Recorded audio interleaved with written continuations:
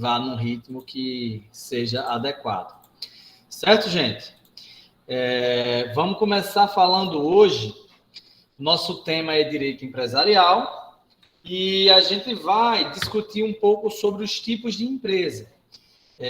Certamente vocês já acompanharam essa discussão do ponto de vista pragmático no dia a dia de vocês. E eu me refiro ao dia a dia de vocês porque todos vocês já viram letreiros em que você tem, por exemplo, Comércio Dois Irmãos, LTDA. Vocês já viram, por exemplo, Supermercado Garrafa Vermelha, ME. Então, vocês já viram uma série de, vamos dizer assim, divulgações que tem relação... Calma, tá vivo aqui.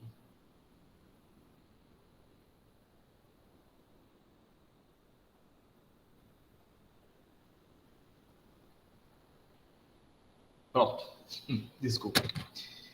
Então, vocês já viram uma série de empresas que demonstram na prática esse tema que a gente vai discutir hoje, né? E é assunto, um dos principais do nosso curso técnico em administração, como as empresas operam, interferem, influenciam a nossa sociedade. A gente tem uma série de incidentes históricos que demonstram o poderio dessas instituições. E aí eu vou rapidamente levantar esses pontos. Mas antes disso, eu queria deixar claro que o nosso cronograma de hoje é falar um pouco sobre alguns aspectos legais do trabalho. Lembrando que essa temática já foi abordada na nossa N1. E aí a gente entra em definitivo dos tipos de empresa. Eu vou pincelar essa temática um pouco mais, sobrevoando ela, porque minha expectativa é que a gente debata sobre isso nas apresentações dos trabalhos 3 e 4. Naturalmente, esses grupos podem usar esse material como reforço e, de certa forma, é uma diretriz, né? E aí, gente, esse esquema prático ilustra o que nós estamos debatendo. Nós temos pessoas físicas que usam recursos ambientais.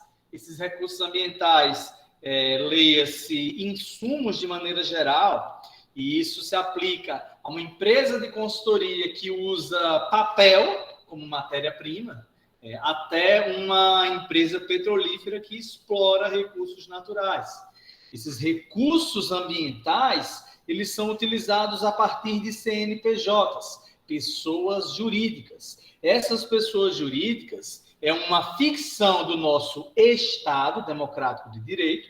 O nosso Estado, ele abarca e protege não só as pessoas físicas, mas também os CNPJs. Esses CNPJs são protegidos por gerarem riqueza, por fazerem a riqueza circular. Eles são literalmente o ganha-pão de inúmeras pessoas, e é por isso que mesmo legalmente falando, eles são um pedaço de papel, mas esse pedaço de papel recebe a proteção estatal para que essa riqueza consiga circular adequadamente. Naturalmente, existem inúmeras distorções, não são temas das nossas discussões de hoje, mas quando se fala em empresa, está se falando sobre a busca pelo lucro. Não necessariamente isso acontece em todos os tipos de organizações. Conversamos na nossa aula passada sobre associações sem fins lucrativos, por exemplo, sobre instituições do Estado, que aí a gente viu durante a N1 inteira. Então, primeiro, segundo e terceiro setor se distinguem em o foco que dão para o uso do produto gerado pelas suas atividades.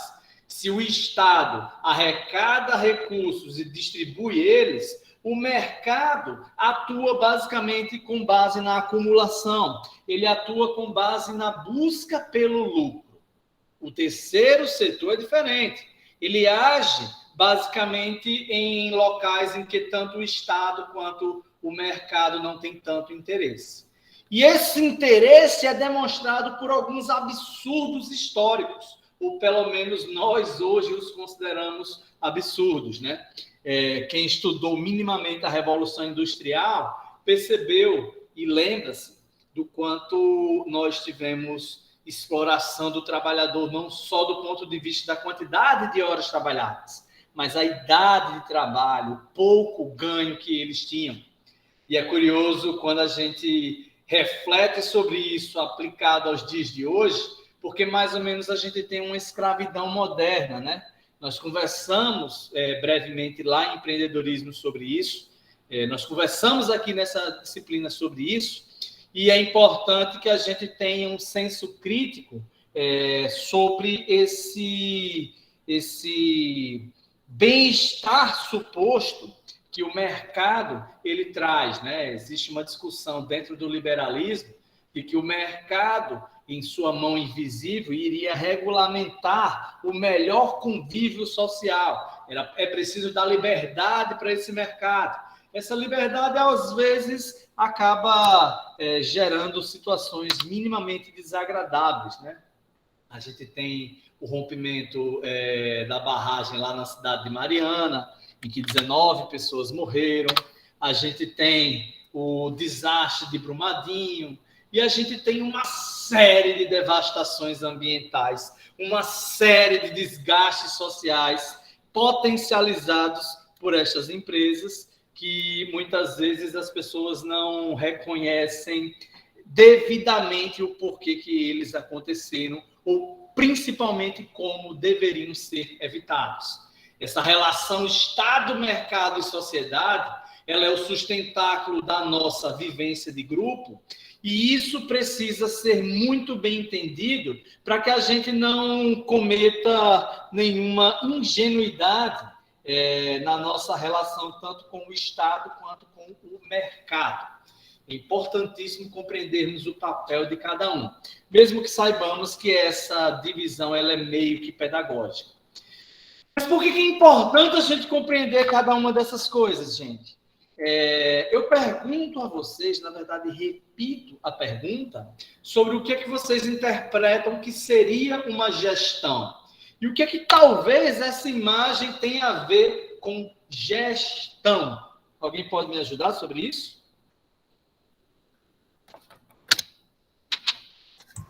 Gerir, né? Administrar. Certo, correto. E o que é que uma grávida tem a ver com isso? Tão linda, né, gente? Minha esposa, olha.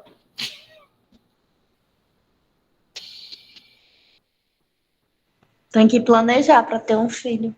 Sim, faz sentido. Planejamento tem a ver com gestão, concordo.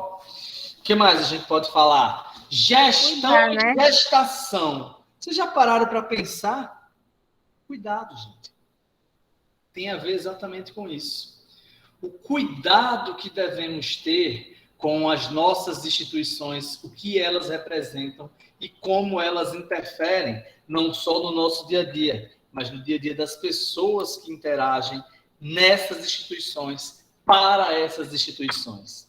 E não à toa que quando a gente fala que o gestor, ele basicamente é uma pessoa que lida com um ambiente dinâmico e doa um pouco ou muito de si para isso, não é à toa que a gente faz essa comparação, inclusive, com a gravidez, com a gestação, em que a partir dos teus cuidados, alguma coisa literalmente, no caso da gestante, literalmente nasce. No caso do gestor, alguma coisa sai do papel e se transforma num projeto, se transforma numa instituição que gera emprego, que movimenta a economia, que gera riqueza, que possibilita que outras pessoas consigam ter acesso a recursos que talvez elas não tivessem se você não estivesse interferindo naquele ambiente.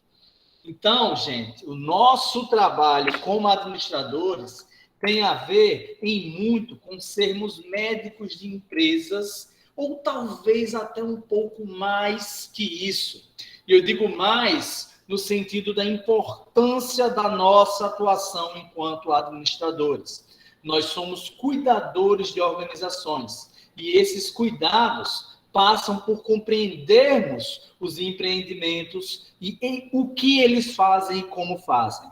Eu trouxe essa discussão para vocês já. Talvez alguns de vocês se recordem. Lá em empreendedorismo conversamos sobre isso. Mas eu faço questão de repetir esse discurso, considerando essa temática de hoje, que são os tipos de empresas. Mas é impossível falar sobre os tipos de empresa sem conceituarmos bem a ideia de trabalho. Trabalho visto como geração de valor. Não é simplesmente o uso desenfreado de recursos. Porque quando você devasta uma barragem, devasta uma vegetação, me perdoe, para construir uma barragem, por exemplo, você executou um projeto. Você, de certa forma, gerou um determinado nível de riqueza para os que estavam envolvidos nesse processo. No entanto, essa riqueza precisamos interpretá-la a fundo. Será que vale a pena devastar árvores, por exemplo, desenfreadamente para construirmos casas? Ah, não, mas isso aqui está muito quente. Vamos construir aqui um teto. Gente, tem uma tecnologia bem antiga, chamada árvore, que em muitas situações amenizaria esses problemas. Então, a gente tem que compreender a fundo o que é essa tal de geração de riqueza. A gente precisa ter senso crítico sobre ela. A gente precisa interpretar a fundo como esses recursos são utilizados.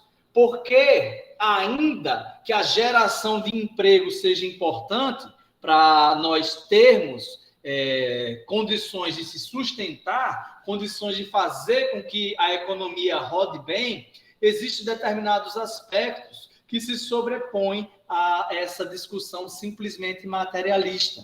Será que vale a pena ocupar o centro da cidade com barracas e evitar a circulação, o tráfego de pessoas e outras questões relacionadas à cultura e à paisagem, inclusive, simplesmente em nome de uma suposta geração de emprego? Olha, cabe debate. E não estou dizendo que eu sou contra, por exemplo, vendedores ambulantes. Não estou dizendo que eu sou contra isso. Estou dizendo que a gente precisa analisar caso a caso para termos opiniões menos do fígado e mais da nossa cabeça, porque esse é o nosso papel enquanto estudiosos. A gente meio que se aprofunda na temática e analisa não só um aspecto dela, mas o conjunto da obra. Então, quando a gente vê esses discursos de que carteira de trabalho tem que estar assinada e a gente tem que fazer isso para gerar emprego, gerar renda, é nessa lógica que a gente, enquanto sociedade, já devastou tanto o nosso meio ambiente. Então, a gente tem que ter determinados cuidados para não permitir que as personalidades jurídicas se sobreponham e imponham suas vontades sobre o nosso tecido social. E aí, gente, a nossa CLT, ela define um aspecto importante dessa discussão sobre circulação de riqueza. E aí, o grupo que vai discutir isso, ele pode muito bem levantar sobre algumas alterações ocorridas desde o projeto de 2017. Mas, de maneira geral, essa relação de emprego, ela é gerida por um contrato bilateral em que cada parte assume direitos e deveres. Esse contrato ele é oficializado hoje de maneira virtual, não é mais necessário você necessariamente é ótimo, né, gente? Mas não é mais necessário essa coisa da carteira propriamente assinada à mão, mas é importantíssimo você que tem alguma dúvida, que aquele teu empregador de fato assinou tua carteira, baixa o aplicativo do governo federal, dá uma olhadinha como é que está a sua situação. Pelo celular mesmo você consegue fazer isso, não custa nada e o preço de ter essa informação, o valor que essa informação traz é altíssimo, né? Indiferente a um preço irrisório que é cobrado. Mas, gente, esse registro na carteira de trabalho, ele relaciona-se com um contrato individual de trabalho. Ele é um instrumento, como eu comentei, entre duas partes, que elas são geridas a partir de direitos e obrigações. Esse esses direitos e obrigações, eles devem ficar sob um guarda-chuva maior, que são as normas contidas na CLT quanto às obrigações de ambos os lados. E essa CLT se sobrepõe à nossa Constituição Federal. Lembre-se que é a nossa lei máxima. Lembrando também que essa relação tem que ser sempre consensual e ela tem que resultar na emissão de um salário. Esse salário que vai ser o retorno pelo serviço prestado. Eu, trabalhador, vendo minha mão de obra. Minha mão de obra diz respeito ao meu capital intelectual. Tem a ver com as aulas que eu ministro. Mas você que é vendedor, o teu capital intelectual vai ter relação com o teu conhecimento técnico sobre os produtos que você vende.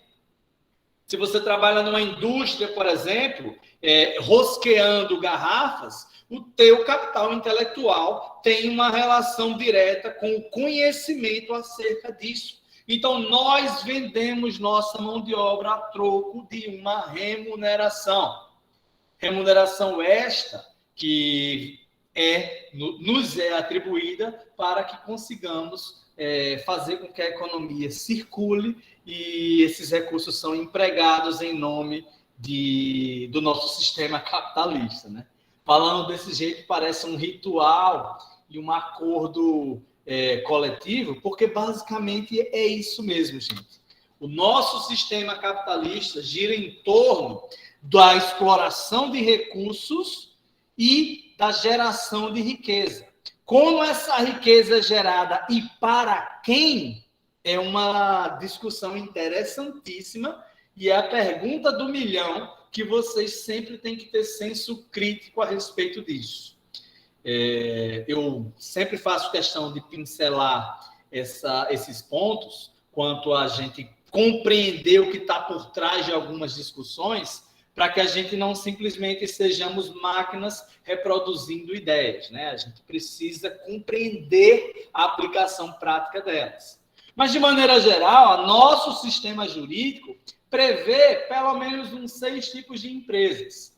Dependendo da fonte, dependendo de onde você vai olhar a doutrina que discute isso, você vai encontrar até mais tipos de empresa. Mas, de maneira geral, o nosso Código Civil, as nossas leis comerciais, ela prevê a ideia de que você vai ter uma diferença entre o porte empresarial e o formato jurídico da sua empresa. Mas, indiferente a isso, você vai ter mais ou menos 6 possibilidades. Você vai ser um microempresário individual, um MEI, é o famoso e tão muito bem falado MEI, né, nos dias de hoje. Você vai poder ser um empresário individual, você vai poder ser um Meirelli. Isso são as suas possibilidades de sozinho, com o seu exclusivo CPF, puxar um CNPJ. Você tem essas 3 possibilidades. Mas se você vai fazer parceria com outras pessoas, se você vai ser empresário em conjunto com alguém, você vai poder fazer uma sociedade limitada, que é o famoso LTDA. Você vai fazer uma sociedade anônima, que é uma possibilidade um pouco mais, vamos dizer assim, difícil para nós réis mortais. E eu digo nós réis mortais, mas estou partindo do pressuposto até errado de que sociedades anônimas envolvem um volume de capital inalcançável. Isso não é verdade, certo, gente? Existe sociedade anônima, não via de regra, são aquelas empresas que estão na Bolsa de Valores, não. Você pode fazer uma sociedade anônima a partir da junção de 8 pessoas, com, naturalmente, alguns capitais mínimos discutíveis, mas isso é assunto, inclusive, para o grupo 4, né? Eu vou, como eu comentei com vocês, pincelar um pouco sobre isso hoje. Falei para vocês sobre porte e formato. O porte empresarial, como o nome sugere, porte, estamos falando do tamanho da empresa. Existe a possibilidade de ser uma empresa de micro. Ela pode ser de pequeno porte ou pode ser de grande porte. E o que é que vai definir uma coisa ou outra? O tamanho do seu faturamento. Aqui, gente, para vocês entenderem melhor essa coisa do porte empresarial, é só vocês pensarem num lutador de boxe, por exemplo. Existem categorias. Tem o peso pena, tem o peso médio, tem o peso pesado. E isso tem a ver com o tamanho daquele lutador. Mas existem, por exemplo, lutadores do peso pesado que são um pouco mais rápidos, que são mais ágeis. Ou seja, o formato jurídico já é uma característica mais constitutiva daquela empresa. O formato jurídico tem a ver com como aquelas pessoas que estavam combinando fazer aquela empresa, aquelas ou aquela, acreditou ser melhor configurar as suas características jurídicas em termos contratuais. Existe uma exceção, naturalmente, nessas discussões, que é o MEI, né? Ele não é exatamente um subtipo de empresa. Ele tem um formato já definido, o porte já definido, as coisas para o MEI são um pouquinho diferentes. Mas a gente entra já nisso também. Eu estou primeiro sobrevoando essa discussão dos tipos de empresa. E esse quadro que vocês estão vendo aí nesse slide, ele demonstra mais ou menos a diferença em que você tem a possibilidade de um empresário só para esses tipos de constituições. No empresário individual, ele pode ser MEI, uma pessoa só, via de regra é MEI, ou ele pode ser um microempresário, ou ele pode ser uma empresa de pequeno porte. A mesma linha de raciocínio para o EIRELI, com exceção de que ele ou é MEI ou é EIRELI, não dá para ser as duas coisas. E a sociedade limitada, como eu expliquei, é a junção de várias pessoas, né? Então, aqui a gente está falando de outra tipologia de empresa. Mas, Samuel, caramba, velho, é muito nome para decorar, né? Como é que eu faço? Do ponto de vista prático, pessoal, quando vocês forem fazer uma consultoria, quando vocês forem analisar uma empresa, quando vocês forem abrir a empresa de vocês, nessa terceira situação, vão ter apoio, ou devem ter apoio, de um contador e ou um advogado, que ele vai percorrer alguns desses caminhos para vocês, orientando sobre qual seria a melhor tipologia de empresas. Professor, então a gente está estudando uma matéria que não tem a ver com administração? De maneira alguma, vocês não podem ser totalmente leigos nessa temática. Vocês precisam minimamente compreender como é que isso roda e como é que isso interfere o dia a dia de vocês como administradores. Agora, determinadas situações, via de regra, você vai precisar de um contrato que precisa ser assinalado por um advogado. Ou haverão situações na constituição dessas empresas que apenas um contador vai poder dar entrada lá na Receita Federal. Então, o que eu recomendo sobre esse tema é que vocês compreendam isso, pelo menos para não serem totalmente leigos em conversas que terão sobre essa temática no futuro. Mas esse tema, ele permeia muito a vida de nós administradores, para a gente, inclusive, numa consultoria, a partir da percepção que estamos atuando no EIRELI, por exemplo, a gente já compreender mais ou menos que expectativas aquele empreendedor tinha para ter começado já em uma EIRELI, ou que nível de recursos ele tinha ou tem disponível para tocar seu empreendimento. E isso interfere basicamente em que tipo de empresa ele vai escolher para guiar o seu contrato social. Uma informação importante sobre o porte empresarial ainda, gente, é sobre algumas diferenças que existem. A depender do órgão que você vai escolher para ser sua fonte de estudos, você vai encontrar informações diferentes sobre, por exemplo, o que define uma empresa de pequeno, médio e grande porte. Mas essa problemática acaba que não vai incomodar tanto assim vocês, porque o que vale em definitivo é o teu cadastro na junta comercial, é o teu cadastro lá na Receita Federal. Essas informações oficiais é que vão meio que guiar as tuas decisões sobre isso. Então, não esquentem muito de decorar esses números, não. Mas saibam que, de acordo com a Anvisa, por exemplo, uma empresa tem que ter um faturamento superior a 50 milhões para ser considerada de grande porte. Isso no grupo 1. No grupo 2, fica ali entre 20 e 50 milhões.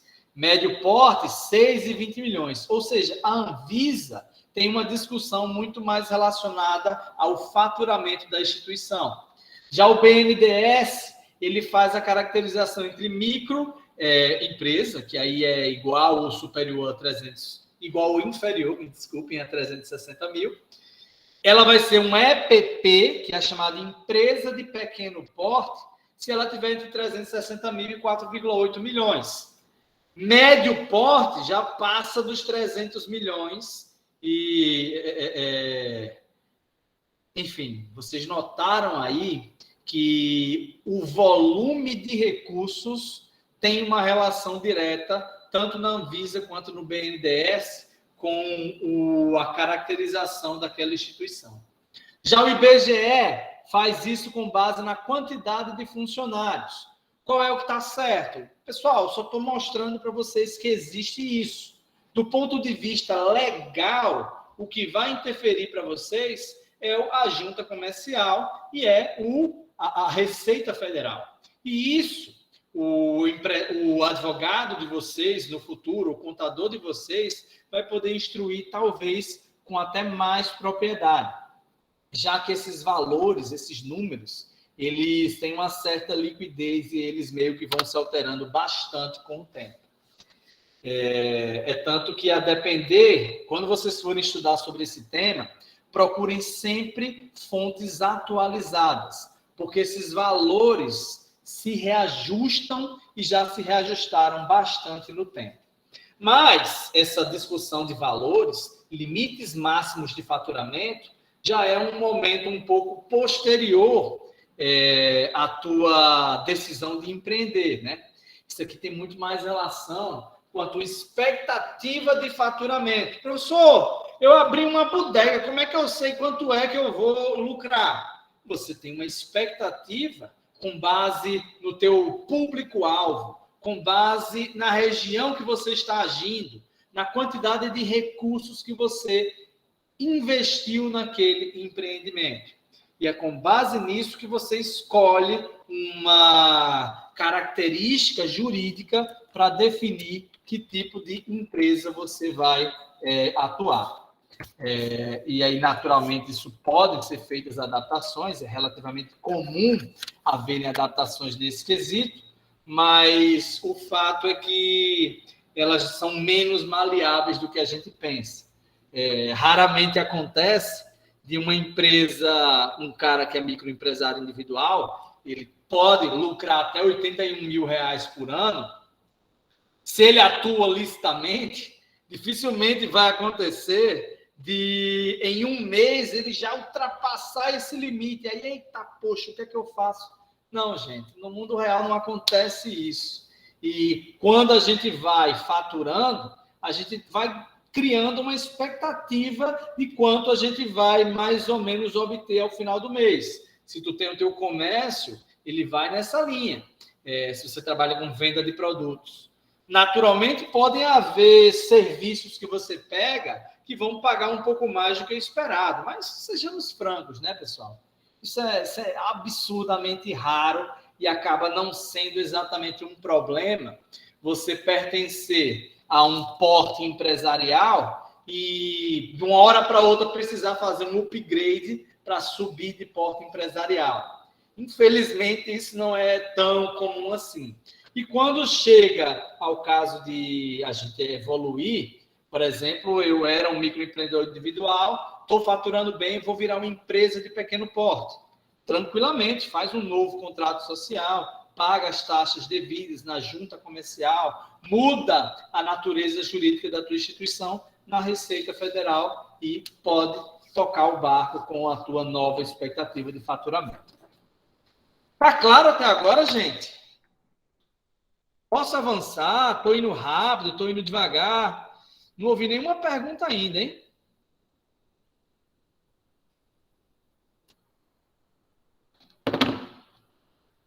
Rapaz, esse silêncio de cemitério é... Nossa, cego, viu? Tudo bem. Vamos lá. Seguindo, estamos falando sobre os tipos, as possibilidades de empresas, né? E aí a gente está discutindo agora sobre o empresário individual, que é o chamado ME ou EPP. Percebam que eu já pulei o MEI. Eu vou falar sobre o MEI no final, porque ele tem uma série de características mais específicas e ele acaba ficando um pouco mais próximo da nossa realidade. Mas o empresário individual, ele é aquela pessoa que atua individualmente, como o nome já sugere, individual, né? Ele faz isso sem sociedade, como eu acabei de explicar, e ele vai fazer um requerimento específico, uma espécie de contrato social.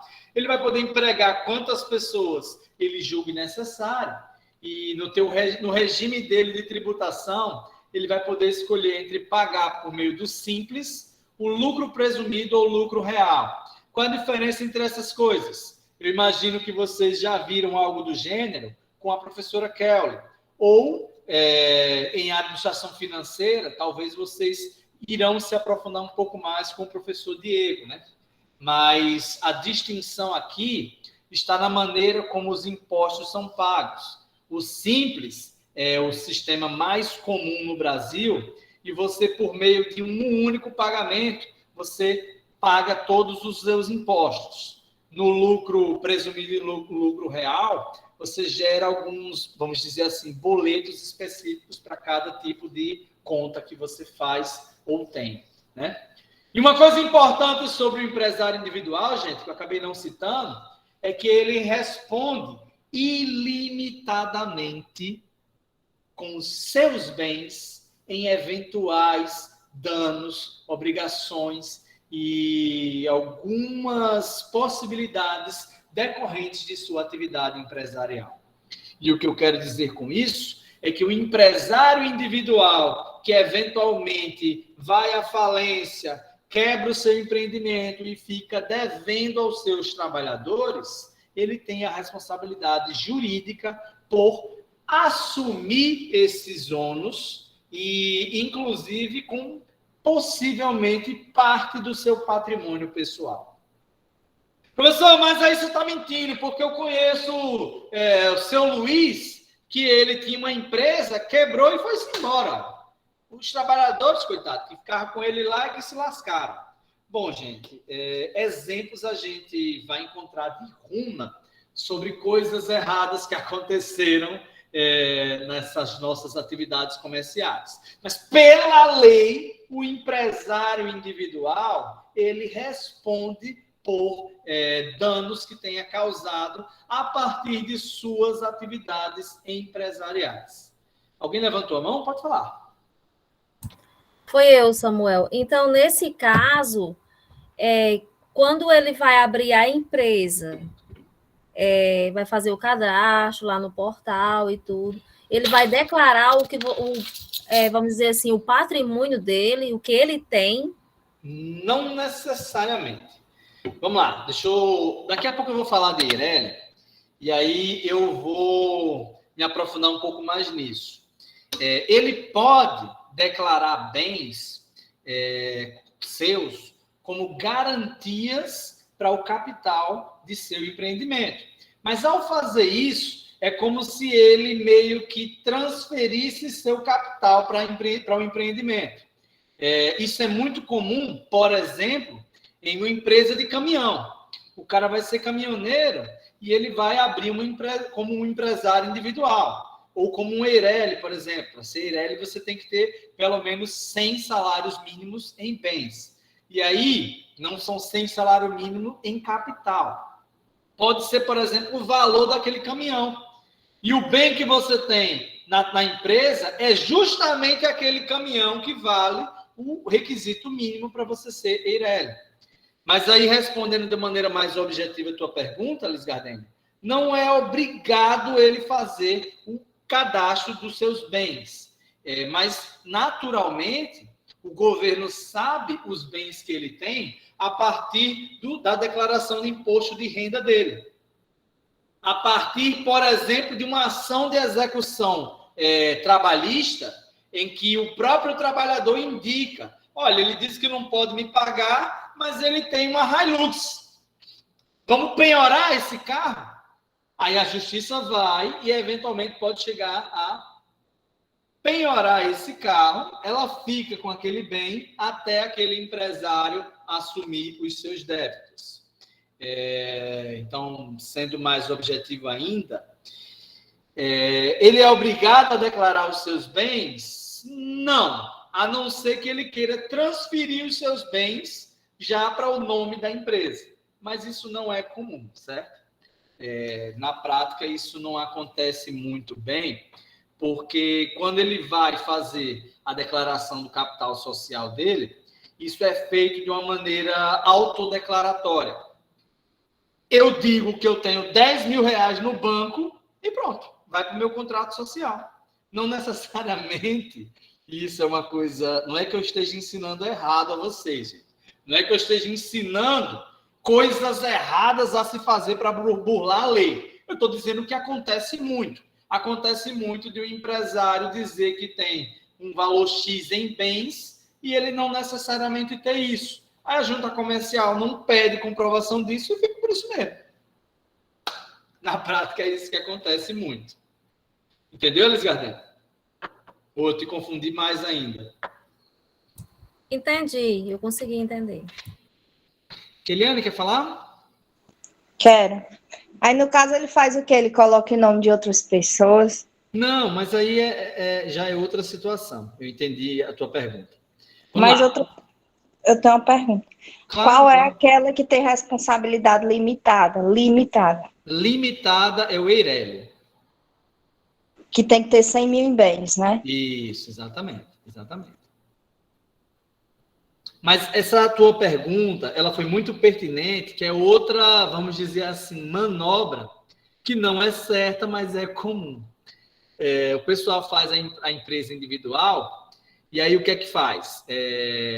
Vamos dizer que eu vou dar um exemplo fictício aqui, que eu montei uma gráfica. E aí todo aquele maquinário, todas aquelas coisas, impressora, eu fiz um investimento relativamente alto. Mas aí, como eu sou empresário individual, eu tenho medo de dar ruim e aquela minha casa de praia, ela acabar sendo eventualmente penhorada. Aí o que é que o pessoal às vezes faz? Coloca aquela casa no nome da sogra, no nome de um primo. E aí entra talvez o que você perguntou, sabe, Eliane? E eu repito, de novo, não é que isso seja legal, é que isso, infelizmente, é comum. As pessoas fazem bastante. Pode falar, Eliane. Não é que queira burlar as leis. É porque, para a pessoa ser empresário, sempre tem um medo. Se a única coisa que ela tem, por exemplo, uma casa de 100 mil, ou um dinheiro, aí, quando é ilimitado, é complicado. Você pode quebrar e perder tudo. Aí, cadê a coragem para fazer? Tá entendendo? Não é que queira, mas a pessoa tem que pensar, vai ver junto a vida toda para ter aquilo.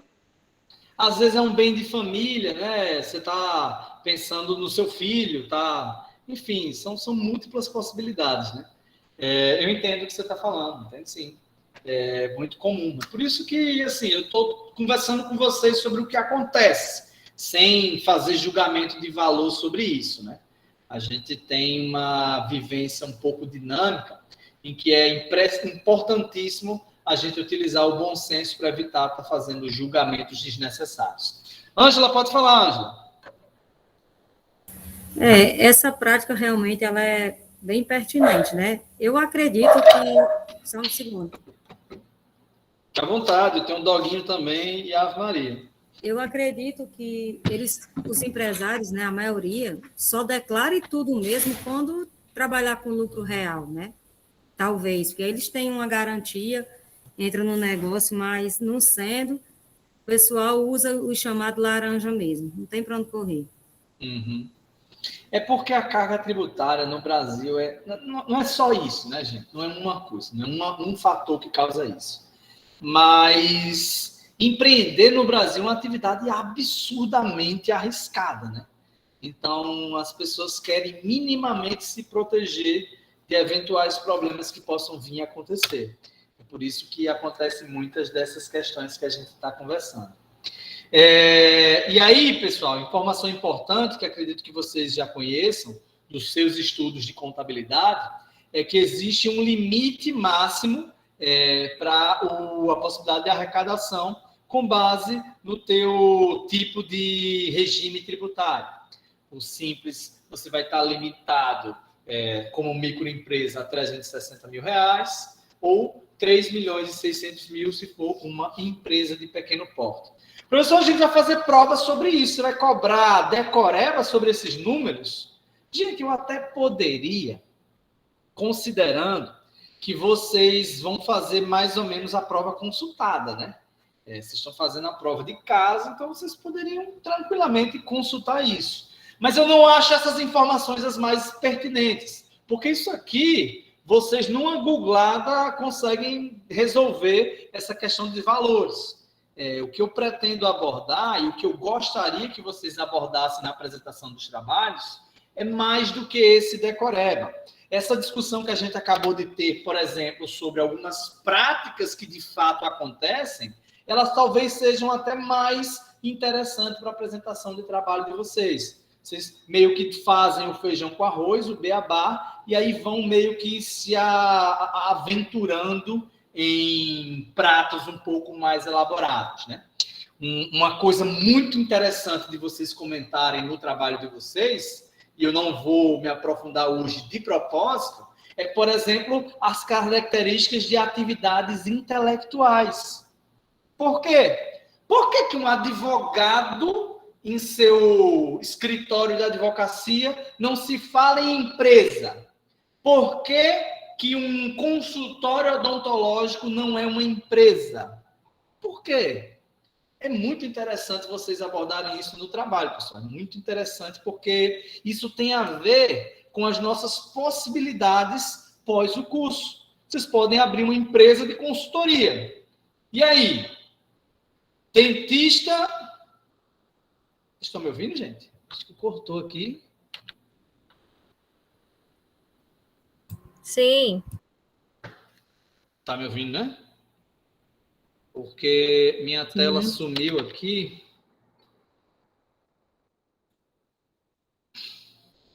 Eu estou aqui no campus, a internet aqui é bastante instável, né?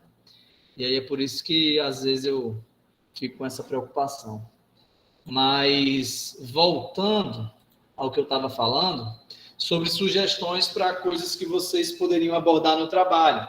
É muito interessante vocês, enquanto futuros potenciais consultores em uma empresa de administração, vocês compreenderem se a empresa de consultoria de vocês vai ser empresa ou se ela vai ser parecida com um escritório de advocacia, que não se fala exatamente em atividade empresarial. E por quê? Pesquisem, gente. Isso é muito interessante e tem muito a ver com o nosso dia a dia. Mas adiantando sobre isso, as profissões que atuam em conselhos de classe, por terem exigências próprias quanto a quem pode e quem não pode exercer aquelas atividades, por ter uma regulação mais específica sobre o que pode e o que não pode ser feito, elas não se consideram como atividades empresariais, salvo exceções. Você não pode ter vamos dizer assim, um consultório médico veterinário e chamar aquilo de empresa. É outro tipo de atividade. É uma atividade autônoma. É uma atividade mais específica. em que você está, de fato, exercendo atividade econômica organizada, mas de uma maneira um pouco mais diferente, por terem outras regulações em cima disso. Aqui você se fala em atividades eminentemente intelectuais, literárias, artísticas, dos profissionais liberais de uma maneira geral, certo, pessoal? Então, sugiro demais que o grupo que for apresentar esse tema discuta essa possibilidade. Empresário individual de responsabilidade limitada. Aí entra o que você levantou, Keiliane. Aqui no EIRELI, você não tem a responsabilidade com os seus bens sobre eventuais problemas que possam vir a acontecer de suas atividades empresariais. E aqui acaba sendo um exercício um pouco mais seguro para o empreendedor. Qual é a problemática? A problemática é que o teu capital social tem que ser de, no mínimo, 100 salários mínimos. Professor, mas isso é mesmo fiscalizado? Gente, a lei é clara. A lei diz que é necessário ter isso integralizado. Professor, você já viu alguém responder por isso? Eu nunca vi. Mas não é interessante você pagar para ver e ser a primeira pessoa a ter algum tipo de estresse com essa temática, né? E assim, isso de fato acontece porque o EIRELI, ele é uma pessoa jurídica que tem um patrimônio próprio. Então, entende-se que pelo menos aqueles 100 salários mínimos, eles são de patrimônio da empresa para resolver eventuais problemas gerados por essa empresa. Então, essa é a sacada. Isso não é uma demonstração que o Estado seja omisso e abra exceção para EIRELIs. Não, a situação do EIRELI é diferente. O EIRELI tem características próprias porque ele supostamente comprovou já ter capital suficiente para responder eventuais problemas que ele causa. Estão me acompanhando ainda, gente? Posso continuar? Pode. Show, obrigado. E aí a gente entra agora nos tipos de empresa que não são individuais. Nós conversamos até agora sobre a microempresa, empresa de pequeno porte e a EIRELI. O EIRELI, na verdade, né? Esses três tipos, eles são possíveis serem exercidos por apenas uma pessoa. Agora a gente vai conversar sobre sociedades empresariais. Essas sociedades, via de regra, elas são exercidas por pelo menos 2 sócios. E aqui a gente tem parte da resposta sobre aquela questão que eu levantei agora há pouco, sobre um escritório de advocacia, um consultório odontológico, talvez uma clínica veterinária como uma possível solução desse nó que é causado pelas práticas que podem ser empresariais ou não, né? Mas aí, repito, pesquisem sobre que a gente pode conversar com mais força sobre essa temática. Aqui na sociedade empresarial limitada, nós temos a responsabilidade de cada um dos sócios limitada ao que ele investiu. Imagine que eu e Ângela vamos montar uma empresa e aí a gente vai fazer uma sociedade não necessariamente com cotas iguais.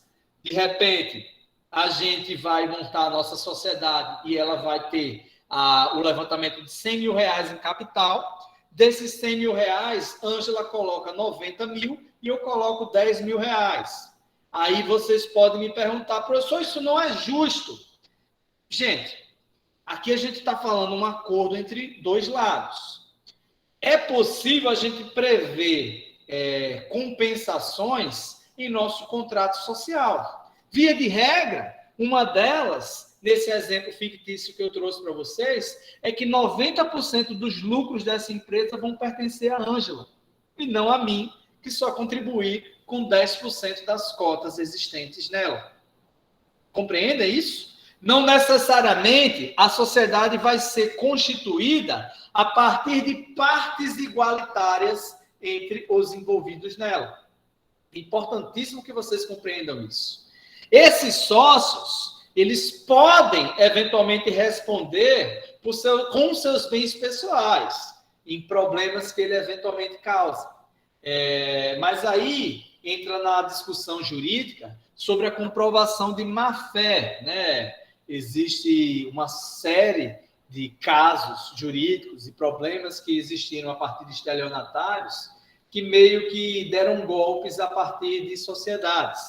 E isso não significa que sociedade é um mau negócio, mas é sempre importante vocês terem em mente que é uma espécie de casamento. Você tem que ter confiança plena no teu sócio, você tem que ter uma clareza de objetivos e você tem que ter, de certa forma, uma flexibilidade para compreender que essa parceria vai envolver algumas coisas que talvez em determinados momentos te tragam desconforto. É curioso como todas essas coisas se aplicam ao casamento, né, gente?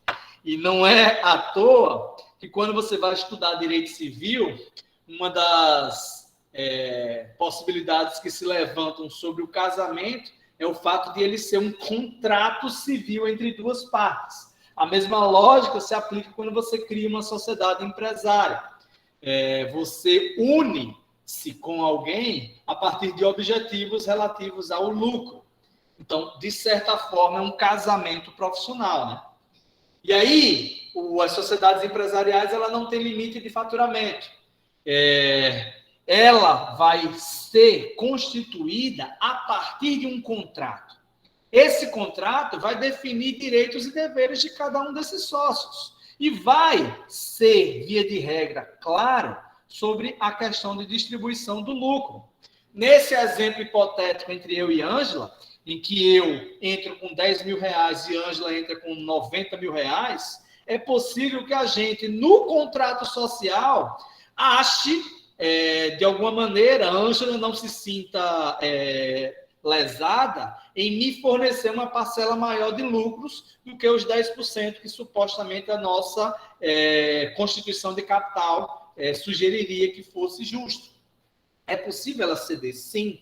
O contrato faz lei entre as partes. Então, via de regra, esse contrato ele faz o que as duas partes, ou mais de duas, elas interpretaram como justo, certo, gente?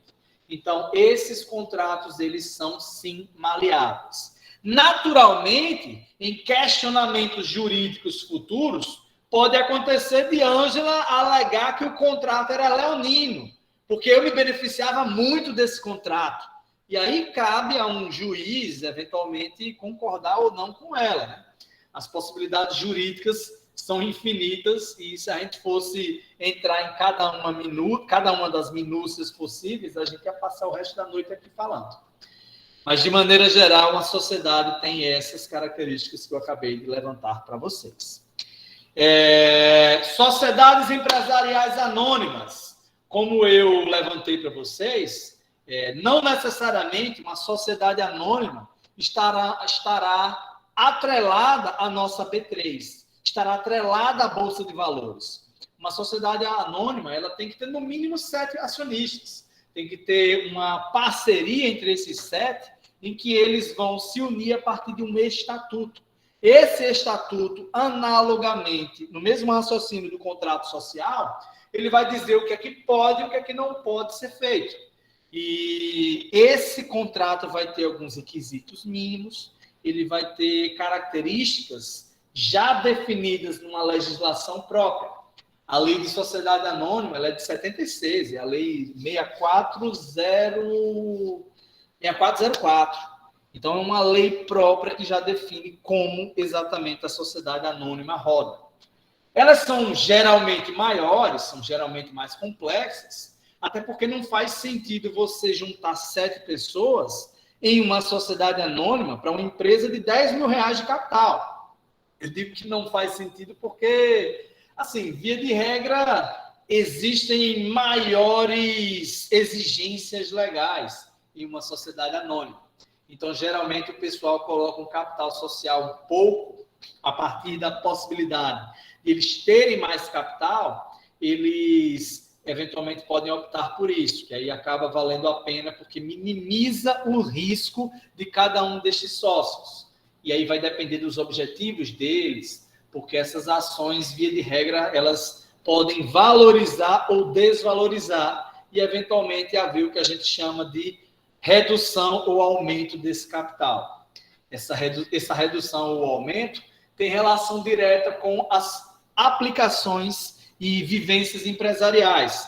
De repente, aquela sociedade anônima teve o seu capital social valorizado. E aí, 2 desses sócios querem vender porque não se interessam mais por aquelas atividades.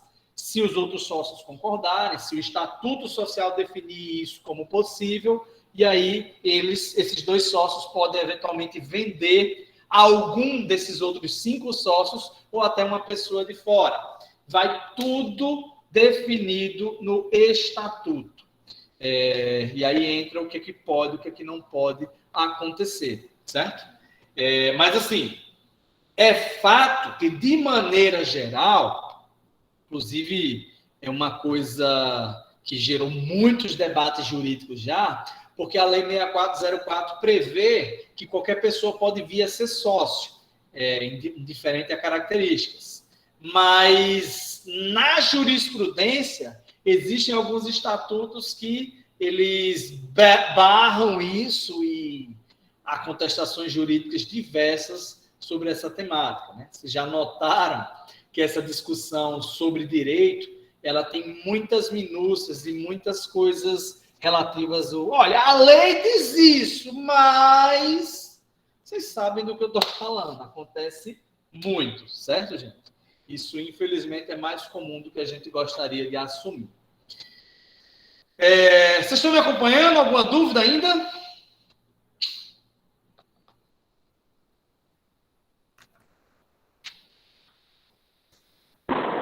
Oi, Ana, pode falar. Eliane, fica à vontade.